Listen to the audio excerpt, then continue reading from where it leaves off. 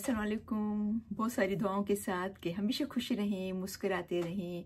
मैं सराज बात कर रही हूँ। जैसा कि आपने टॉपिक के हवाले से आप समझ गए होंगे कि आज की वीडियो किस सिलसिले में है, क्योंकि मुझे बहुत सारे मैसेजेस आए जो नया अनाउंसमेंट हुआ है गवर्नमेंट के, कनाडा की गवर्नमेंट की तरफ से। वो बच्चे जो इंटरनेशनल स्टूडेंट हैं, पढ़ना चाहते हैं यहाँ पर, तो पहले क्या था उनका GIC जो है वो था $10,000 था। अभी उन्होंने 20,600 समथिंग कुछ ऐसा वो है, मैं एग्जैक्ट अमाउंट यहाँ पर लिख लूँगी, 20,600 कुछ है शायद, तो वो कर लिया है। यानी कि कहाँ पर अगर आप $10,000 का, मेरे ख्याल में पाकिस्तानी या इंडिया का तो फिर भी स्ट्रॉन्ग अच्छा पैसा है, लेकिन शायद पाकिस्तान का 22-23 लाख बनते होंगे। तो आप अंदाज़ा करें तो कि कितना ज़्यादा हो गया, तकरीबन 50 लाख के करीब हो गए। तो ये इज़ टू मच, राइट? तो बहुत सारे क्वेश्चन आए थे कि भाई क्या वर्थ इट है आना, कनाडा आना 2024 में, 2025 में, बच्चों के लिए, यंगस्टर के लिए या किसी भी एज के लिए जो कि यहाँ पर आके पढ़ना चाहते हैं, तो क्या वर्थ इट है? तो मैं हमेशा अपनी जो एक्सपीरियंस के हिसाब से मैं सर्च करती हूँ, सुनती हूँ, टीवी वगैरह अनाउंसमेंट वगैरह होते हैं, अपने खुद के बच्चों से सुनती हूँ, तो उसके हवाले से मैं आपसे शेयर करती हूँ, ठीक है ना? कि भाई क्या ये, इसका मतलब ये नहीं कि मैं बोलूँ कि हाँ आप आएँ तो आप आएँ, मैं बोलूँ कि नहीं आएँ तो नहीं आए, ऐसी बात नहीं है। कि मुझे क्वेश्चन आते हैं तो मैं उस अपने एक्सपीरियंस के हवाले से मैं आपसे बात शेयर करूँ, तो उस हिसाब से मैं आपको मशवरा दूंगी, तो फिर उस हिसाब से आप अपना डिसीजन लेना वो आपके हाथ में है, ठीक है ना? तो फिर वीडियो शुरू करते हैं, क्योंकि आपके सवालात के मैं जवाब दे रही हूँ। सबसे पहले तो ये बात देखनी कि आप अपने बैक होम में, इंडिया, पाकिस्तान, बांग्लादेश, जहाँ भी रहते हो, आप कितने स्ट्रांग हो फाइनेंशियली। आपके पेरेंट्स के पास कितना पैसा है, क्या वो उतना अफोर्ड कर सकते हैं, चाहे वो 6 लाख हो, चाहे वो $10,000 हो, चाहे $20,635 हो, उससे कोई फ़र्क नहीं पड़ता। अगर ये बात है तो कोई भी फर्क नहीं पड़ता, चाहे वो $10,000 हो, चाहे $20,000 हो, ठीक है ना? तो डिपेंड्स ऑन यू कि आप कितने स्ट्रांग हो। लेकिन जिनके पास नहीं है, नहीं अफोर्ड कर सकते हैं, उनकी तो फिर बात ही अलग हो गई ना। वो तो बेचारे जहाँ मुश्किल से 10 लाख तो उनको GIC खाली बैंक में जमा करना, $10,000 बैंक में जमा, उसकी स्कूल की फ़ीस अलग है, और फिर बाकी खर्चे, फिर टिकट वगैरह, ये सब चीज़ें तो इट्स टू मच, राइट? तो फिर इसके लिए लोग लोन लेते हैं, उधार लेते हैं कि हम पढ़ के आए या हमारा बच्चा पढ़ के आए बाहर। और फिर क्योंकि यहाँ पर तो मैंने आपको पहले भी वीडियो में बताया है कि रिसेशन जो है वो पूरी दुनिया में आया है, तो उसका असर कनाडा में भी हुआ है, ठीक है ना? तो जाहिर बात है, पहले जो जॉब्स मिलती थी वो अभी जॉब्स नहीं मिलती हैं। पहले जो रेंट पे घर मिल जाते थे सस्ते, लोग साथ में रह लेते थे, उसमें भी फ़र्क आ गया है। घर महंगे हो गए हैं तो रेंट भी ज़्यादा हो गया, किराया घरों का भी ज़्यादा हो गया है। और साथ साथ में हम देखें कि पूरी दुनिया में ग्रोसरी की कीमतें ज़्यादा हो गई हैं, कनाडा में भी ज़्यादा हो गई हैं। तो फिर जाहिर बात है, आपका हर चीज़ में आपका GIC भी ज़्यादा, घर का किराया भी ज़्यादा, आपका ग्रोसरी भी ज़्यादा, आपका बाकी खर्चे भी ज़्यादा। अब अगर आप उधार लेके आ रहे हो या लोन लेके आ रहे हो, या आप ये सोच के कि भाई हम कनाडा जाएंगे, वहाँ से हम कमा के ये भर लेंगे, तो आप ये सब चीज़ें आपको सोचनी पड़ेगी कि क्या मुझे जॉब नहीं मिली, 2 महीने या 4 महीने कनाडा जाके अगर मुझे नहीं मिली फॉर एग्जाम्पल जॉब्स, तो मैं वो लोन भर पाऊँगा या मैं वो उधार चुका पाऊँगा? लेकिन मैं डिसहार्टेड नहीं करी, मैं तो चाहती हूँ हमारे बच्चे यहाँ पर आएँ, हमारे लोग आएँ। मेरी वीडियो, कैनेडियन वीडियो बनाने का मकसद ही है, ऑनेस्टली एक अल्लाह शाहिद है कि मेरा मकसद, मैंने इसलिए शुरू की वीडियो बनाने कनाडा के बारे में कि हमारे लोगों को फ़ायदा पहुँचे, उनको पता चले यहाँ के हालात, ठीक है ना? वो उस तरीके से तैयारी करें, उस तरीके से अपने आप को प्रिपेयर करें। तो मैं डिसहार्टेड बिल्कुल नहीं कर रही हूँ, आपको उल्टा मैं इनकरेज करती हूँ कि अल्लाह करे आप आएँ, लेकिन तैयारी करके आएँ। सोच समझ के आए, यहाँ आके परेशान नहीं हो जाए। तो इसके लिए आपको चाहिए कि वो बच्चा जो वाकई सीरियस है, डिसिप्लिन्ड है, आपको बहुत स्ट्रांग आके आना पड़ेगा, बहुत वेल प्लेन आना पड़ेगा, बहुत ज़्यादा प्लेन करके आना पड़ेगा। क्योंकि माशाल्लाह कुछ बच्चे इतने स्ट्रांग होते हैं, उनको पता होता है कि हम पढ़ाई में भी अच्छे हैं, मैं स्ट्रांग हूँ, मेरे में इतनी एबिलिटी है कि मैं ये कर लूँगा। मुझे अगर स्नो साफ़ करने की जॉब भी मिल रही है तो मैं कर लूँगा। मुझे अगर ग्रास काटने की जॉब भी मिल रही है तो मैं कर लूँगा। मैं कोई किस्म की भी जॉब कर लूँगा, मैं शर्म नहीं महसूस करूँगा, और मैं पढ़ाई में भी अच्छा हूँ, मैं पढ़ लूँगा। अच्छी बात है, अगर आप ये सोच के आते हैं ना तो अच्छी बात है।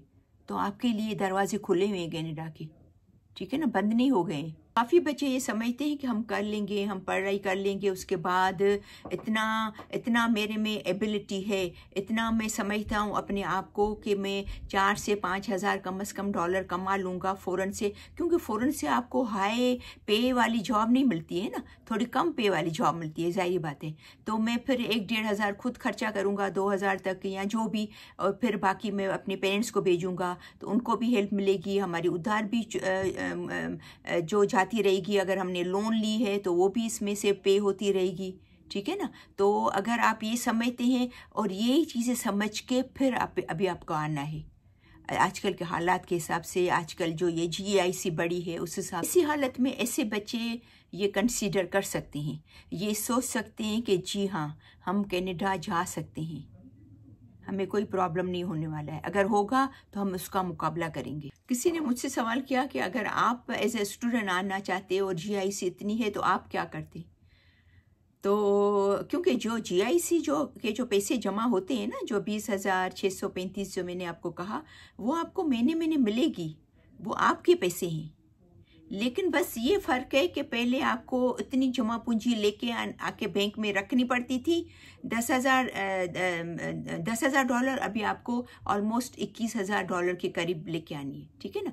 तो अगर मैं होती तो मुझे वहाँ से भी पैसे आते, जो बैंक से आते, 1200 डॉलर या 1400 डॉलर जो मेरे GIC से आते, और मैं खुद भी कमाती, मेहनत करती, कोई भी और जॉब करने में मैं शर्म नहीं महसूस करती, मैं बर्तन भी धो लेती, हर चीज़ कर लेती।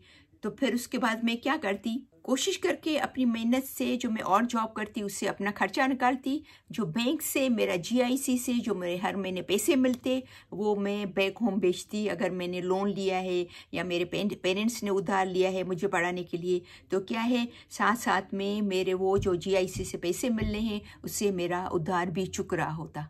मैं होती तो ऐसा करती। मेरे ख्याल में 2-3 बच्चों ने ये सवाल किया कि इस जगह अगर आप होती तो आप क्या करती, कि अगर ये GIC बढ़ा हुआ है तो इतने सारे पैसे जो मांग रहे हैं कैनेडियन गवर्नमेंट, तो क्या आप ऐसे में पढ़ाई करते, जा सकते थे पॉसिबल। फिर यही सवाल यही है कि मेरी जो भी जॉब के पैसे हैं, जो GIC के पैसे आए, मैं कोशिश करें मैं जब तक पढ़ लूँ जब तक मेरी GIC भी उतरती रहे, क्योंकि मैं वो जो मेरे GIC के पैसे आएंगे वो मैं बेचती रहूँगी बैक होम। तो क्या है कि मेरे पैसे भी उतरते जाएंगे और मैं पढ़ाई भी करती रहूँगी, और जब मैं पढ़ लूँगी तो मेरा कर्जा भी उतर जाएगा। तो मैं अगर हूँ तो मैं ऐसा करूँ। देखिए, हमेशा लाइफ में आपका विजन क्लियर होना चाहिए, आपको पता होना चाहिए कि मैं अगर कनाडा जा रहा हूँ पढ़ने के लिए तो क्या मेरा विजन है।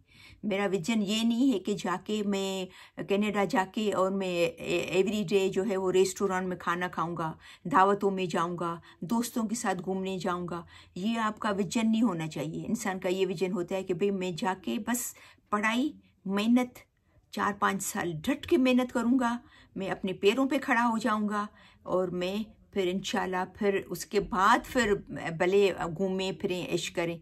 क्योंकि आपको कोई ये मना नहीं करता है ना कि आप घूमें ना, रेस्टोरेंट में नहीं खाएं, बाहर खाना नहीं खाएं, दोस्तों के साथ नहीं जाएं। लेकिन एक टाइम होता है हर चीज़ का, एक वक्त होता है। एक और बात, क्योंकि ज़रूरी नहीं है कि आपको आके 1-2 महीने 3 महीने जॉब मिल भी जाए, भले और जॉब भी हो, और जॉब इस टाइप की जो मैंने कल भी वीडियो में शेयर की है ना, जैसे डिशेस धोने की है, स्नो रिमूवल है, बहुत सारी जॉब है, बहुत सारी हैं जो शायद मेरे माइंड में भी नहीं आ रही हैं। कितनी सारी जॉब्स हैं जो और जॉब है जो हर कोई नहीं करना चाहता। तो फिर भी इंसान है, फॉर एग्जांपल हम ये मान लें कि 2 महीने मुझे जॉब नहीं मिली आपके फ़ौरन से, ठीक है, तो जाहिर बात है आपको GIC जो पैसे आएंगे बैंक से वो आपको यूज़ करने होंगे ना, ठीक है ना। तो उसके लिए आपको प्रिपेयर होके आना पड़ेगा, क्योंकि पता है काफ़ी बच्चों को ऐसा लगता है कि जैसे $10,000 जो है वो पाकिस्तानी या इंडिया का, तो फिर भी मैंने कहा कि रुपया मजबूत है, या पाकिस्तानी जो है वो तकरीबन 22-23 लाख हो गए, तो ये तो बहुत बड़ी हो गई वैल्यू। लेकिन कनाडा में तो $10 है ना, जो कि कितने लोग एक महीने में भी कमाते हैं, बल्कि इससे भी ज़्यादा कमाते हैं। तो जब आप भी पढ़ लेंगे ना तो आप भी 4-5 हज़ार शुरू में आराम से कमा सकते हो, अगर आपने सही पढ़ा है यहाँ पर, ठीक है ना। फिर बढ़ते बढ़ते आपको 6-8 हज़ार 10 हज़ार आपकी भी पे हो सकती है, बल्कि ज़्यादा भी हो सकती है, ठीक है ना। लेकिन बच्चों को वहाँ पर अपने बैक होम में लगता है ओ ये तो बहुत बड़ा अमाउंट है, ये तो बहुत ज़्यादा पैसे हैं, मैं वहाँ जाके ऐश करूँ। तो फिर वो बच्चे जो वाकई डिसिप्लिन है, जो प्लेन से आते हैं, वो अपनी पढ़ाई के दौरान भी जो GIC से पैसे मिलेंगे उससे भी अपना उधार चुकाते रहें। और फिर काफ़ी बच्चे मैंने देखा है जो पढ़ भी लेते हैं, जैसे फॉर एग्जांपल पढ़ लिया तो 1-2 साल स्टिल वो शेयरिंग में रहते हैं, स्टिल वो चाहते हैं कि हमारा 1-1,500 1200-1300 खर्चा हो, तो बाकी जो मुझे पे मिल रही है ना वो मैं बैक होम भेजूं, चाहे मैं सेविंग करूं या मैं मेरी माँ बाप को भेजूं या मेरी उधार चुके या मैं वहाँ पर कोई घर वर लेके मैं इन्वेस्टमेंट करूं। तो अच्छे समझदार बच्चे फिर इस तरह भी करते। एक और बात मैं आपसे शेयर करूं कि यहाँ का जो एजुकेशन मिनिस्टर है मार्क मिलन, उसने अनाउंस किया था कि क्योंकि जो इंटरनेशनल स्टूडेंट है उनको जो काम करने की जो इजाज़त है वो 20 घंटे है, ठीक है ना। बीच में उन्होंने बढ़ा दी थी कोविड की वजह से, तो 20 घंटे है। तो ये इस पे कर रहे हैं, मतलब सोच रहे हैं कि हम इंटरनेशनल स्टूडेंट की जो काम की जो टाइम है वो तकरीबन 30 घंटे कर लें और हमेशा कर लें, तो ताकि फिर उन मिनिमम अगर वो कमाते भी है तो कम से कम $1500 जो है वो, यानी कि तकरीबन 1,500 से भी थोड़ा ज़्यादा वो कमा सकते हैं आराम से, अगर वो जो रेगुलर जॉब करते हैं। जो मैंने बाकी जो जॉब्स आपने कल उसमें शेयर की थी उसमें तो आप ज़्यादा कमा सकते हो अगर आप चाहें तो, ठीक है ना। लेकिन मिनिमम आप रेगुलर जॉब कहीं करने जाएं तो आप तकरीबन 1500-1600 थोड़ा ज़्यादा इतना कमा सकते हैं। में क्या है कि ये जो $15-16 आपको मिलेंगे ना, तो इंशाल्लाह जब आप आएंगे, मेरी बहुत सारी दुआएं हैं आपके लिए कि अल्लाह करे आपका हो जाए, चाहे बच्चे कहीं से भी हो, इंडिया से हो, पाकिस्तान से हो, बांग्लादेश से हो, मेरे देखने वाले तो हर जगह पे हैं, मैं सबके लिए दुआ करती हूँ, तो अल्लाह करे हो जाए। तो $1500-1600 more than enough for you. आपके फ़ोन का खर्चा, आपका ग्रोसरी का खर्चा, आपका रहने सहने का खर्चा, आपका रेंट का खर्चा, मोर देन इनफ। आप आराम से खुशी खुशी रह सकते हो। हाँ, ये नहीं है कि अगेन कि भाई पार्टियां कर रहे हो या दोस्तों के साथ घूमने जा रहे हो या होटल में खा रहे हो, ऐसा नहीं है, ठीक है ना। तो लेकिन आप संभाल के चलें, प्लान करके चलें, तो 1500-1600 is more than enough for you. लेकिन उन्होंने ये 30 घंटे के लिए कहा है, अभी फाइनल उनका वो नहीं आया है, लेकिन होपफुली लग रहा था कि आ जाएगा। लेकिन आप फिलहाल अपनी जहन में 20 घंटे रखे हैं, ठीक है ना। तो 20 घंटे रखे हैं, वो पैसे मिलेंगे, थोड़ा बहुत GIC यूज़ करें, बाकी GIC अपने कर्जे उतारते रहें, बैक होम बेचते रहें, तो क्या आपके लोन भी उतरती रहेगी और आपकी पढ़ाई भी ख़त्म हो जाएगी, ठीक है ना।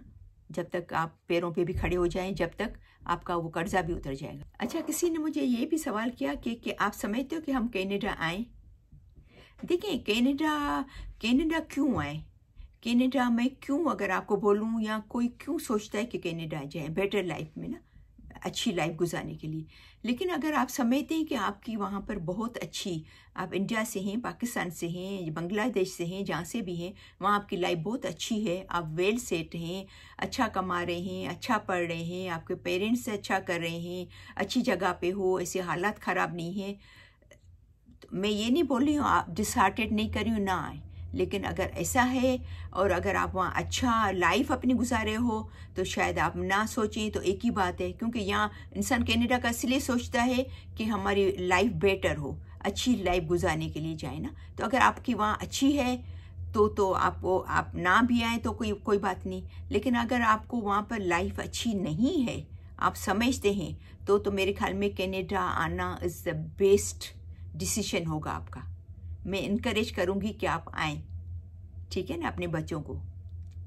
तो इंशाल्लाह मुझे उम्मीद है कि ये सब आपको समझ में आई होगी, मेरी पॉइंट्स, कि भाई हमें आना चाहिए या नहीं आना चाहिए 2025 में, 24 में। मैं उनको बच्चों को जो आ रहे हैं, आना चाह रहे हैं, बस थोड़ा सा स्ट्रांग बने, वेल प्लान बने, डिसिप्लिन हो आपके अंदर, आप में पढ़ाई, आप में ये आप सीरियस हो उस चीज़ के लिए, उसके लिए पेशेंट हो आप। बस आप भाई हमें एजुकेशन के लिए जाना है तो हम एजुकेशन के लिए ही जा रहे हैं, ठीक है ना। और हाँ, बाकी अगर आप ये सोच के आए कि हमें एजुकेशन का इतना मसला नहीं है, हम पढ़ लेंगे फिर बिजनेस, काफ़ी बच्चे ऐसा भी करते हैं कि उनका फ्यूचर में ये होता है कि बस हम जा तो रहे हैं स्टूडेंट वीज़ा पे, लेकिन फ्यूचर में हम पढ़ लेंगे तो हम उसको कंटिन्यू नहीं करेंगे जो हम पढ़ रहे हैं, फिर हम आगे अच्छा बिजनेस करेंगे।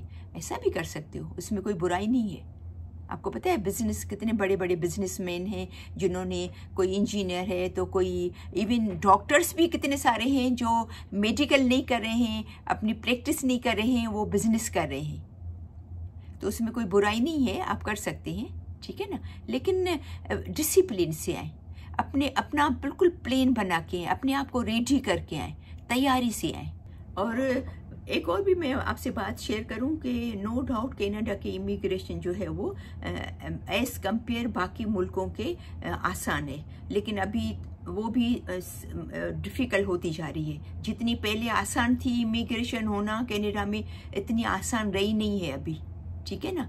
तो लेकिन still better than other countries, ठीक है ना। तो अगर आप भले आएँ, लेकिन अगर नहीं हो रहा है या खुदा न खासा और आपको बाहर निकलना है, तो बहुत सारे और भी अच्छी कंट्रीज़ हैं जहाँ पर एजुकेशन अच्छी है, जिनमें जैसे मैंने लास्ट टाइम स्वीडन पे वीडियो बनाई थी, तो स्वीडन भी अच्छी कंट्री है एजुकेशन के लिए। इसके अलावा न्यूजीलैंड है, यूके है, काफ़ी सारी ऐसी अच्छी कंट्रीज़ हैं जहाँ पर एजुकेशन अच्छी है। मैंने एक दफ़ा आपको शेयर किया था कि हमारे एक जानने वाले हैं, वो मेक्सिको में पढ़ रहे हैं, मेक्सिको गए हैं पढ़ने के लिए, वहाँ को कोई अच्छी यूनिवर्सिटी है, सुना है।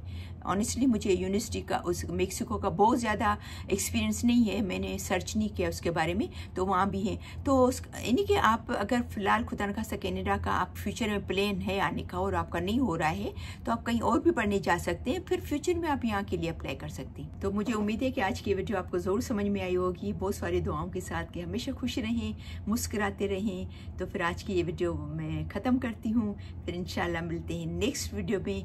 तब तक के लिए अल्लाह हाफ़िज़।